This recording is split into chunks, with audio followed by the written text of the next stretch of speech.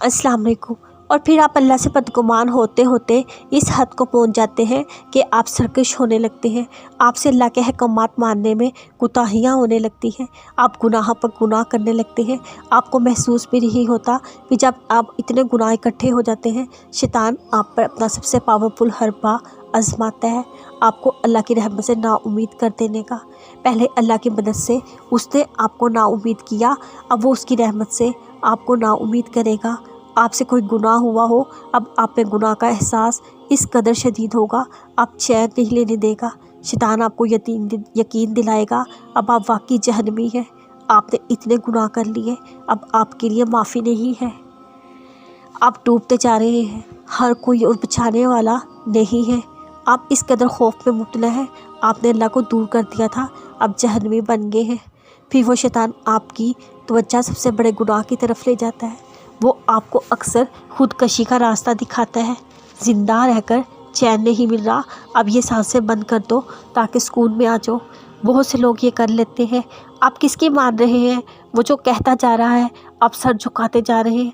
क्या आप नहीं जानते ये वही इब्लीस है जिसने आपको सजदा करने से इनकार किया था? अब आप बेधड़क उसे सजदे करते जा रहे हैं। वो आपको झुका रहा है, आप सामने और झुकते जा रहे हैं। आपको किसने कहा अब आप बच नहीं सकते? आप बच सकते हैं अब भी। अपने बाप आदम के नक्श कदम पर चलकर गुनाह के बाद इब्लीस के पैरोकार नाउम्मीद होते हैं, लेकिन एक सुन्नत आदम नाउम्मीदी तो नहीं, सुन्नत आदम तो नादिम होना, निदामत में डूब जाना। निदामत नाउम्मीद होना नहीं सिखाती, निदामत तौबा का दरवाज़ा खोलती है।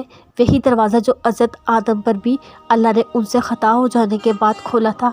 तौबा यानी गुनाहों को छोड़ देने से एतराफ़, गुनाहों पर माफ़ी मांगने का दरवाज़ा। अल्लाह का दर तो तमाम इंसानों के लिए हमेशा खुला है, वो खुद तक आते रास्तों के दरवाज़े कभी बंद नहीं करता। क्या हुआ अगर ख़ता हो जाए, आप नाउम्मीदी की तरफ चल पड़े, लेकिन अगर आप फ़ौरन अपना एहतसाब कर लें, वो रास्ते तो हमेशा इंसान के पास होते हैं। हाँ, एक रास्ता मुश्किल होता है लेकिन नामुमकिन नहीं होता। आप फ़ौरन इस्तग़फ़ार करने लग जाया करें, आप बार बार तौबा करने लग जाया करें। नाउम्मीदी सताने लगे, आप ज़ोर ज़ोर से इस्तग़फ़ार पढ़ें। आप छोड़ दें शैतान क्या कह रहा है, आप छोड़ दें नफ्स क्या कह रहा है, आप छोड़ दें लोग क्या कह रहे हैं। आप इस्तग़फ़ार की इतनी कसरत कर दें ये आवाज़ें आप सुन ही ना सकें।